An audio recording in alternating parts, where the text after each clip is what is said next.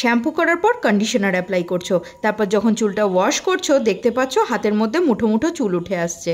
এই সমস্যা যদি তোমার হয়ে থাকে তাহলে এক্ষুনি ওই কেমিক্যালযুক্ত কন্ডিশনার ফেলে দিয়ে আপন করে নাও ঘরে ন্যাচারাল ইনগ্রেডিয়েন্ট দিয়ে তৈরি এই কন্ডিশনার। এই কন্ডিশনার ব্যবহার করলে চুলটা ভীষণ রকম সফট আর হেলদি হবে। একবার অ্যাপ্লাই করতে শুরু করলে বাজারের আর কোনো কেমিক্যালই তোমার ইউজ করতে ইচ্ছে করবে। তাহলে চলো এবার দেখে নিই দুর্দান্ত এই হেয়ার কন্ডিশনার আমি কিভাবে প্রিপেয়ার করব। কন্ডিশনারটা প্রিপেয়ার করার জন্য একটা স্টিলের বাটিতে 500 গ্রাম জল আমি এর মধ্যে ঢেলে নিচ্ছি। এরপর দুটো স্টার ইনগ্রিডিয়েন্ট, এক হচ্ছে ফ্ল্যাক্সিড আর 2 হচ্ছে চাল। 2 চামচ ফ্ল্যাক্সিড আছে আর 1 চামচ চাল আছে।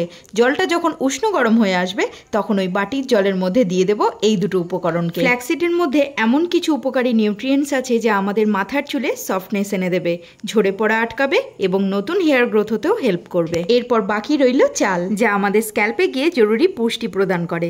এতে চুলের গোড়া মজবুত হয় আর সহজেই ঝরে যায় না। এরপর এই মিশ্রণটা ততক্ষণ পর্যন্ত বয়েল করতে হবে যতক্ষণ না চালটা সেদ্ধ হয়ে আসে। চালটা যখন পুরোপুরি সেদ্ধ হয়ে আসবে তখন গরম অবস্থাতেই ছেঁকে ফেলতে হবে এই মিশ্রণটাকে। ব্যাস, ঘরে বসেই অতি সহজে তুমিও তৈরি করে নিতে পারবে চুলের জন্য দুর্দান্ত এই হেয়ার কন্ডিশনার। তাহলে আর দেরি কেন করছো? এবার এটাকে পুরোপুরি ঠান্ডা করে নিতে হবে। ঠান্ডা হওয়ার পর এটাকে নিয়ে বাথরুমে চলে যাও। শ্যাম্পু করার পর ঠিক যেভাবে তুমি কন্ডিশনার অ্যাপ্লাই করো এটাকেও সেম একইভাবে করো।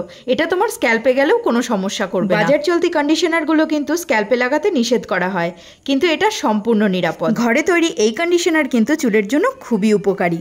এটি চুলের আর্দ্রতা ধরে রাখতে সাহায্য করে, চুলকে নরম ও মসৃণ করে তোলে এবং চুলের উজ্জ্বলতাও বাড়িয়ে তোলে।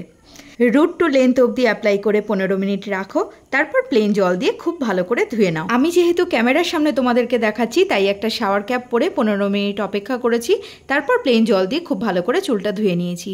এই ছিল আমার আজকের ভিডিও। ভালো লাগলে একটা লাইক অ্যান্ড সাবস্ক্রাইব।